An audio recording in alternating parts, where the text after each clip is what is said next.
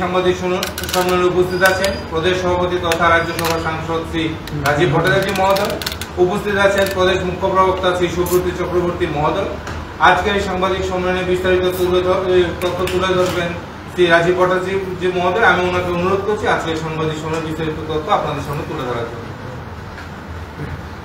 সাংবাদিক বন্ধুদের, শুভ বিজয়ের পর আপনাদের সঙ্গে প্রথম সাক্ষাৎকার, তার জন্য শুভ বিজয়ার অনেক অনেক শুভেচ্ছা এবং অভিনন্দন জানাচ্ছি। আশা করি আপনারা পূজা ভালোই কাটিয়েছেন এবং আগামী দিন আপনাদের আরো বেশি উন্নতি হোক, আপনাদের পরিবারের সুখ সমৃদ্ধি হোক, সেটা আমি ঈশ্বরের কাছে প্রার্থনা করি। তো আজকের এই সাংবাদিক সম্মেলনে আমার সঙ্গে উপস্থিত রয়েছেন ভারতীয় জনতা পার্টির মুখ্য প্রবক্তা সুব্রত চক্রবর্তী মহোদয় এবং আমাদের মিডিয়া যিনি ইনচার্জ আদরণীয় শ্রী সুনীত সরকার মহোদয়। আপনাদের কাছে আমি একটা নতুন জিনিস আপনাদের কাছে শেয়ার করার জন্য, আমাদের ভারতীয় জনতা পার্টির নেতৃত্বে সরকার এই রাজ্যের মানুষের জন্য কি কি কাজ করছে, কি কি কাজ আগামী দিন করবে, তার একটা রূপরেখা তুলে ধরব। তার আগে আপনারা জানেন যে ইতিমধ্যে আমাদের সংগঠন পর্ব হিসাবে আমাদের সাংগঠনিক প্রক্রিয়া শুরু হয়েছিল। 2রা সেপ্টেম্বর মাননীয় প্রধানমন্ত্রী নরেন্দ্র মোদীজির হাত ধরে মেম্বারশিপের সূচনা হয়েছিল এবং আমাদের রাজ্যে 3 সেপ্টেম্বর মাননীয় মুখ্যমন্ত্রীর হাত ধরে আমাদের মেম্বারশিপ অভিযান শুরু হয়েছে। গতকালকে অবধি আমাদের কাছে যে মেম্বারশিপের তথ্য এসছে তাতে দেখা যায় আমরা এই সারা রাজ্যে প্রায় 7,44,000 আমরা অনলাইন মেম্বারশিপ করেছি। আমরা অফলাইনের মাধ্যমে এখন পর্যন্ত প্রায় আমার কাছে যে তথ্য এসছে তাতে আমাদের প্রায় 2 লক্ষ মেম্বারশিপ আমাদের অফলাইনে অর্থাৎ ফর্মের মাধ্যমে আমাদের হয়েছে এবং আগামী দিন আমি আশা করি আমাদের যে লক্ষ্যমাত্রা রেখেছি সেই লক্ষ্যমাত্রায় আমরা পৌঁছাবো।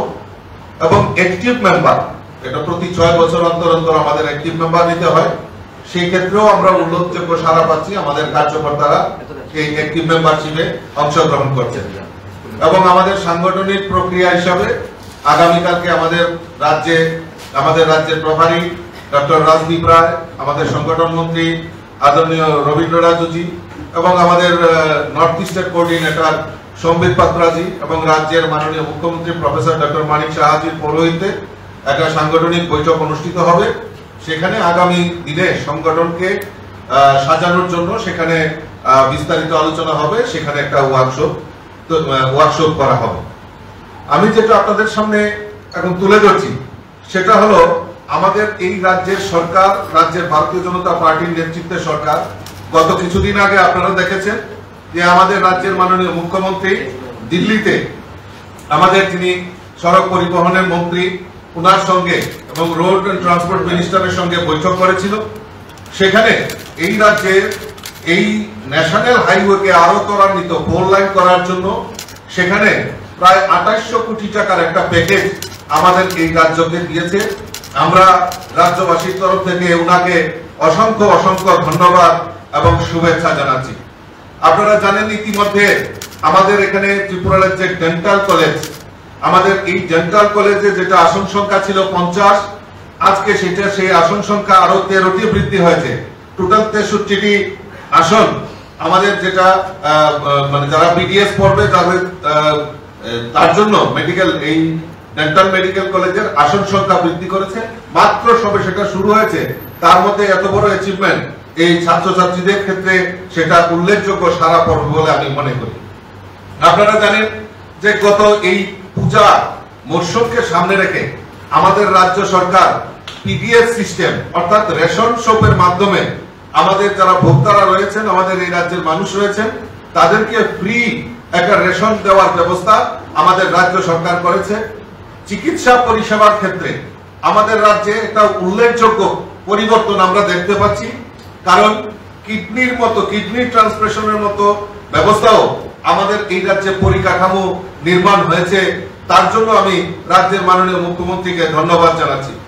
তার পাশাপাশি আপনাদের কাছে আরো একটা জিনিস আমি জানাতে চাই, ইতিমধ্যে আমিও আমার যিনি কেন্দ্রীয় যিনি হেলথ মিনিস্টার রয়েছেন ওনার কাছে আমি একটা দাবি রেখেছিলাম যে আমাদের রাজ্যে হয় এইমস নতুবা নিগ্রিমস এর মতো একটা সুপার স্পেশালিটি হসপিটালের ফ্যাসিলিটি যাতে আমাদের এখানে দেওয়া হয়, তার জন্য আমি বলেছিলাম, আমি চিঠি দিয়েছিলাম এবং মাননীয় মুখ্যমন্ত্রীও আমাদের মাননীয় প্রধানমন্ত্রীর সঙ্গে চর্চা করেছেন।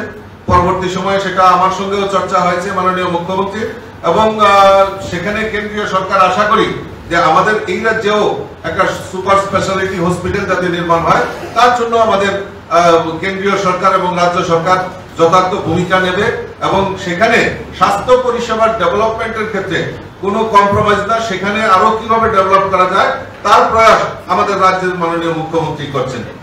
আপনারা জেনে খুশি হবেন যে মাননীয় মুখ্যমন্ত্রী গত 23শে সেপ্টেম্বর 2024 তারিখে একটা প্রকল্পের ঘোষণা করেছিলেন আমাদের এই রাজ্যের ছাত্রছাত্রীদের তাদের তাদের পড়াশোনার ক্ষেত্রে যারা মেধাবী ছাত্রছাত্রী রয়েছেন তাদের জন্য বিশেষ একটা স্কিম উনি পরিকল্পনা চালু করেছেন, সেটার নাম দিয়েছেন সিএম সাত, অর্থাৎ মুখ্যমন্ত্রী scholarship for achiever towards higher learning. এই প্রকল্পের মাধ্যমে আমাদের এই রাজ্যে 200 জন ছাত্রছাত্রীকে চিহ্নিত করে তাদেরকে প্রতি মাসে তাদের শিক্ষার জন্য, উচ্চ শিক্ষার জন্য 5,000 টাকা করে তাদেরকে দেওয়ার ব্যবস্থা করবে। তার ক্যাটাগরি হবে মাধ্যমিকের জন্য যারা হবেন তাদের 100 জনকে নির্ধারণ করা হবে এবং দ্বাদশ শ্রেণী অর্থাৎ 12 যারা পড়ে তাদের মধ্য থেকে 100 জন শিক্ষার্থীকে সেখানে 3 বছর, মাধ্যমিকের জন্য 2 বছর এবং 12 যারা পড়ে তাদের জন্য 3 বছর এই স্কিম চালু থাকবে। তাদের যোগ্যতা নিরীক্ষের জন্য তাদের যে র্যাঙ্কিং থাকবে সেই র্যাঙ্কিং অনুযায়ী তাদেরকে মার্ক করা হবে এবং তাদেরকে সেখানে উচ্চ শিক্ষার জন্য তাদের যাতে লাভ হয় তার জন্য আর্থিকভাবে, যেটা আমি বললাম, 5,000 টাকা সেখানে প্রদান করা হবে তাদের উন্নত শিক্ষা ব্যবস্থা চালু রাখার জন্য। এইরকম স্কিমের মাধ্যমে আমাদের এই রাজ্যের সরকার বিভিন্ন স্কিমের মাধ্যমে এই রাজ্যের স্টুডেন্ট হোক, যুবক হোক, শ্রমিক হোক, কৃষক হোক, প্রত্যেকের জন্য কোনো না কোনো পরিকল্পনার মাধ্যমে আমাদের রাজ্যের সরকার বিভিন্ন পরিকল্পনার মাধ্যমে কাজ করছেন, আমাদের রাজ্যের মাননীয় মুখ্যমন্ত্রী কাজ করছেন। তার জন্য আজকের এই প্রেস কনফারেন্স থেকে রাজ্যের মাননীয় মুখ্যমন্ত্রী প্রফেসর ডক্টর মানিক সাহাকে অনেক অনেক ধন্যবাদ জানাচ্ছি এবং আমাদের রাজ্যের মন্ত্রী পরিষদের সকল সদস্যদেরকে অনেক অনেক শুভেচ্ছা এবং অভিনন্দন জানাচ্ছি। তার পাশাপাশি এই সরকার এবং সংগঠনকে কালিমা লিপ্ত করার জন্য আমাদের বিরোধী দল যারা রয়েছে তারা বিভিন্ন সময়ে বিভিন্ন উক্তির মাধ্যমে আমাদের এই সরকারকে বদনাম করার একটা প্রয়াস সবসময় করে যাচ্ছে। সম্প্রতি আমরা দেখেছি বিরোধী দল নেতা উনি জিতেন চৌধুরী উনি বলছেন আইন শৃঙ্খলা সম্বন্ধে উনি বলতে গিয়ে আমাদের এই রাজ্যের ডিজিপি কে উনি নপুংসক বলে উনি আখ্যায়িত করেছেন। খুব ভালো কথা, বিরোধী দল নেতা উনি ওনার বাক স্বাধীনতা রয়েছেন তো উনি বলতেই পারেন, কিন্তু রাজনৈতিক ক্ষেত্রে গিয়ে এত বড় শিক্ষিত, এত বড় উনি দীর্ঘদিন ধরে রাজনীতির প্ল্যাটফর্মে রয়েছেন, এরকম ভাষা প্রয়োগ এই রাজনৈতিক পরিমণ্ডলে আমার মনে হয় সেটা একটা ন্যাক্কারজনক, সেটাকে কেউ কোনো সভ্য সমাজ আমার মনে হয় না মেনে নিতে পারবে। উনি অন্যদের এই সরকারের বিরুদ্ধে উনি প্ররোচনা উনি কথা বলবেন, কিন্তু হিন্দিতে একটা কথা আছে যে दूसरों की आरोप डालने से पहले अपना घर में झांकना चाहिए, অর্থাৎ যখন আপনি অন্যকে বলবেন তখন নিজেদের সেটাও নিজেদের ঘরেও কি হয়েছে সেটা ওনার বোঝা উচিত ছিল।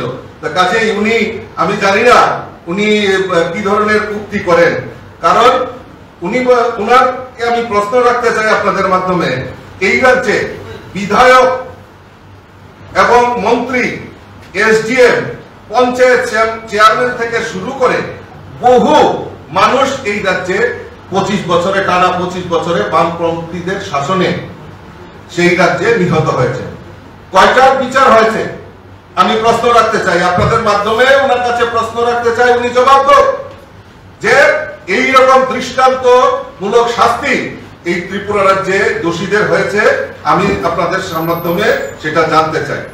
আজকে উনি কথা বলছেন যে আজকে উনাদের দলের লোকই 1980 সনে জুনের দাঙ্গা হয়েছে এই রাজ্যে, আজ পর্যন্ত ত্রিপুরা রাজ্যের মানুষ সেটা সঠিকভাবে জানতে পারেনি, কোনো তদন্ত হয়নি, কোন রকম মানুষের সামনে জানানো হয়নি, তথ্য জানানো হয়নি যে 1980 সনের জুনের দাঙ্গার দায়ী কারা। কিন্তু উনাদের মন্ত্রী, উনাদের যারা রয়েছেন, উনাদের প্রাক্তন মন্ত্রী, প্রাক্তন মুখ্যমন্ত্রীর বিরুদ্ধে অভিযোগ আনছেন, সেটা আমার কথা নয়। 1996 সনে বিধানসভায় দাঁড়িয়ে বিমল সিনহা বক্তব্য রাখছেন, কাকে? নিপেন বাবুকে বলছেন যে বহু গুণের অভিজ্ঞতা রয়েছে। 1980 সনে জুনের দাঙ্গার জন্য প্রাক্তন মুখ্যমন্ত্রী নিপেন চক্রবর্তীকে দায়ী করছেন। কে করছেন? বিমল সিনহা করছেন, আমাদের কথা নয়। এইটা পত্র পত্রিকায় রয়েছে, এভিডেন্স রয়েছে, এবং বিধানসভায়, পবিত্র বিধানসভায়ও সেই রেকর্ড রয়েছে। আবার নিপেন চক্রবর্তীও বিমল সিনহাকে সেই উগ্রপন্থী লিডার হিসাবে আখ্যায়িত করে বিধানসভায় উনি বলছেন। আজকে আমি প্রশ্ন রাখতে চাই যে আজকে জিরানিয়া মহলপুর গ্রামে এক দরিদ্র পরিবারের মেয়ে সবিতা দেবনাথকে জঘন্য হত্যা করা হয় সিপিএম এর সেই সময় বৈতরণী পার হওয়ার জন্য, নির্বাচনী বৈতরণী পার হওয়ার জন্য। সেই মহিলার কোন রকম বিচার ব্যবস্থা হয়নি। তৃতীয় বামফ্রন্ট সরকার 1996 সনে সেই আবার অভিযুক্তরা বেকসুর খালাস হয়েছে। তৃতীয় বামফ্রন্ট প্রতিষ্ঠা হওয়ার পর 4.5 বছরে শুধুমাত্র গন্ডাজোড়ায় হত্যা হয়েছে 82 জন, ধর্ষিতা হয়েছে 19 জন, 12,000 মানুষ এখনো উধাও হয়েছে। একটা সময় রাজ্যের মানুষ ধরে নিয়েছিল যে প্রতিদিনই একটা রেকর্ড হয়ে গেছিল এই ত্রিপুরা রাজ্যে 25 বছরের সিপিএম এর শাসনে, যে প্রতিদিন হত্যা লীলা হবে, এটা ত্রিপুরা রাজ্যের মানুষের মাথায় চলে আসছে। মানে তারা সেই অবস্থা, সেই পরিস্থিতিতে তারা তৈরি করেছিল। আজকে থানার মধ্যেই চোলাই মদের উৎসব, লকআপের সাংবাদিক নিগ্রহ হয়েছিল, সাংবাদিক সঞ্জয় আচার্যকে নিগ্রহ করা হয়েছিল, সেটা রাজ্যের মানুষ ভুলে যায়নি। আর আপনারা সাংবাদিক বন্ধুরা যারা আছেন, নিশ্চয়ই আপনারা সেই কথা ভুলে যাননি। আপনাদের কাছে আরেকটা তথ্য আমি তুলে ধরছি যে রাজেশ্বর রাও, কে রাজেশ্বর রাও, তৃতীয় বামফ্রন্ট সরকারের মুখ্যমন্ত্রী তখন দশরথ দেববর্মা, উনার সচিব ছিলেন কে রাজেশ্বর রাও। উনি একটা বই উদ্বোধন করেছিলেন, master data bank on Tripura. তো এইটা, এই যে তৃতীয় বামফ্রন্ট সরকারের সময় এই যে আইন শৃঙ্খলা কত জঘন্য ছিল, 19 মাস 20 দিনে খুন হয়েছিল 501 জন। এটা আমাদের কথা নয়, তার রেকর্ড রয়েছে। এবং এই যে তথ্য, এই যে মানে আমাদের কে রাজেশ্বর রাও বইটা উদ্বোধন করেছিলেন, তখন সমর চৌধুরী ছিলেন যে সেখানকার এই রাজ্যের স্বরাষ্ট্রমন্ত্রী, তখন তার বিরোধিতা করেছিলেন। অর্থাৎ নিজেদের মধ্যে সেই কনফিউশন তৈরি হয়েছিল এবং তারা জানতো কিভাবে এই রাজ্যের সন্ত্রাস কায়েম করে রাজত্ব করা যায়, তার প্রয়াস সেই সময় ওনারা করেছেন। আর আজকে বলছেন যে ত্রিপুরা রাজ্যে আইনের শাসন নেই।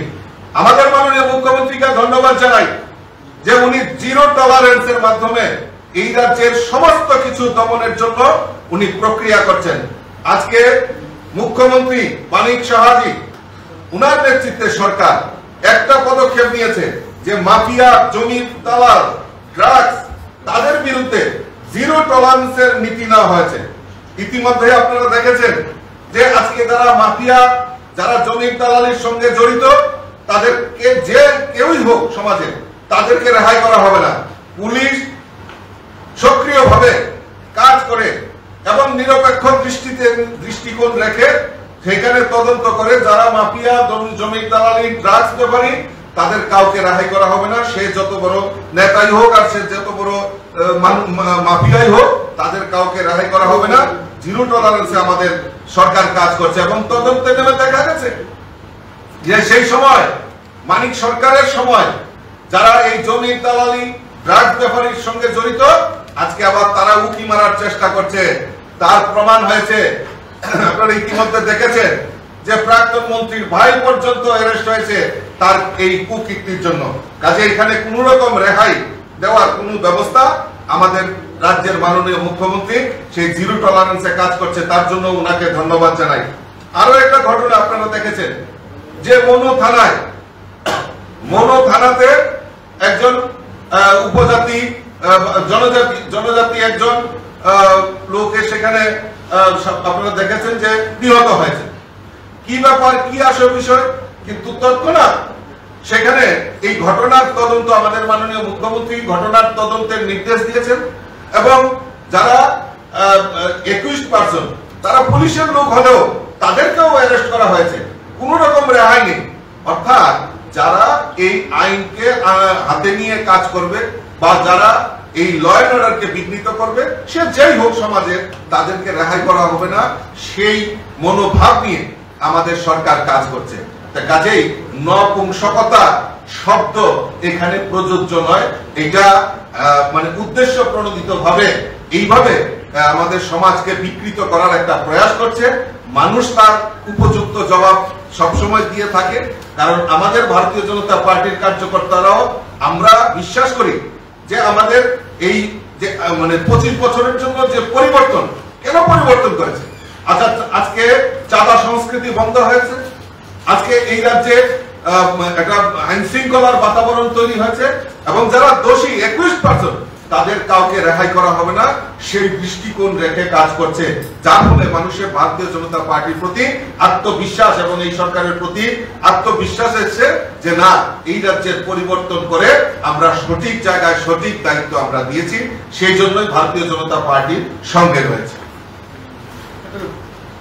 স্যার